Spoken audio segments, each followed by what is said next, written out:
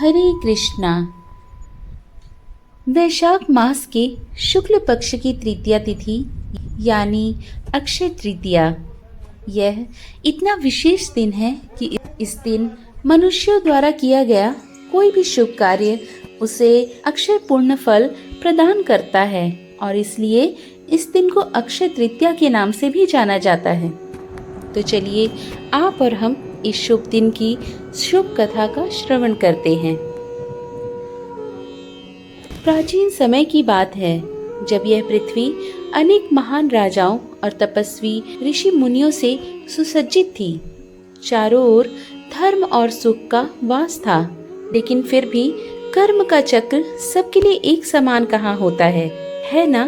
तो बस ऐसे समय में भी एक ब्राह्मण परिवार रहता था जो कि अत्यंत निर्धन था।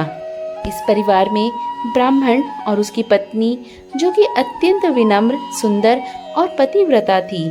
ब्राह्मण भिक्षा मांगकर जो भी लेकर आता इसमें वह संतुष्ट रहती थी और अपने पति की सेवा किया करती।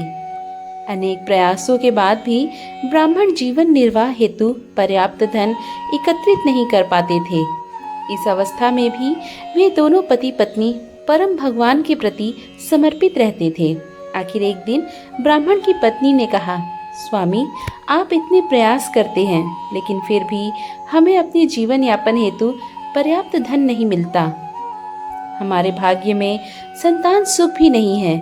निश्चित ही हमसे कोई अपराध हुआ है या फिर पूर्व जन्म का कोई फल, इसका फल हम इस जन्म में भुगत रहे हैं।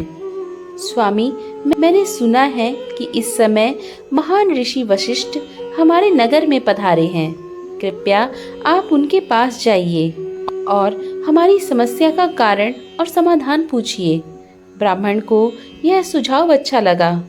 ब्राह्मण सन्यासी के पास जाकर उन्हें प्रणाम किया और हाथ जोड़कर ऋषि से प्रार्थना करते हुए कहने लगे, आप प्रत्येक जीव के भूत, भविष्य और वर्तमान से परिचित हैं।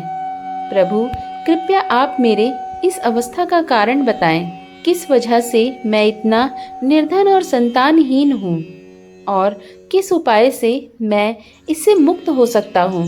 कृपया हमारा मार्गदर्शन करें।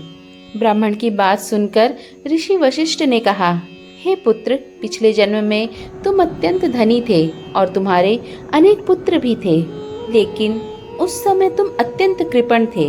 यहाँ तक कि तुम अपने संतान के लिए भी धन खर्च नहीं किया करते थे।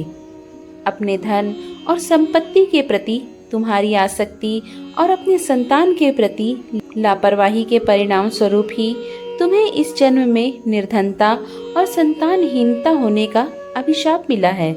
उस समय किसी वर्ष तुमने वैशाख मास के अंतिम 5 दिन में व्रत का पालन किया, इसलिए इस जन्म में तुम्हें ब्राह्मण का शरीर और अच्छी पत्नी प्राप्त हुई है।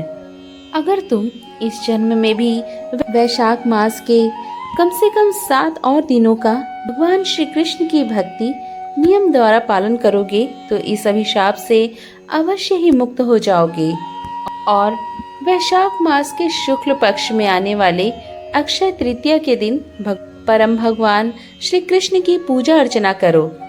ब्राह्मण ने वशिष्ठ मुनि की बात के अनुसार इस व्रत का पालन किया। उसके फलस्वरूप वह ब्राह्मण अपने निर्धन और संतानहीन अवस्था से मुक्त हुआ। इस कथा के महत्व को सुनाते हुए कहा गया है कि जब हम इस प्रकार की पौराणिक कथा का श्रवण और पठन करते हैं तो हम अपने आप ही परम भगवान गुरु और वैष्णव की सेवा में संलग्न होते हैं। इसलिए अक्षय तृतीया के दिन इस कथा का श्रवण अवश्य करना चाहिए। साथ ही हरे कृष्णा महामंत्र का अधिक से अधिक संख्या में जाप करना चाहिए और अपने क्षमता अनुसार कुछ न कुछ दान जरूर करना चाहिए। अगर आप इस चैनल पर पहली बार आए हैं और अगर अभी तक आपने इसे सब्सक्राइब नहीं किया है तो अभी कीजिए, ताकि ऐसी ही मधुर कथाएं आपको निरंतर सुनने को मिलती रहे। इस अक्षय तृतीया पर अपने जीवन को ऐसी आध्यात्मिक ऊर्जा से भरने का प्रयास करते हैं जो कि सदा अक्षय बनी रहे और परम भगवान श्री कृष्ण के चरण कमल में हमारी प्रेम भक्ति में वृद्धि करती रहे। राधे राधे।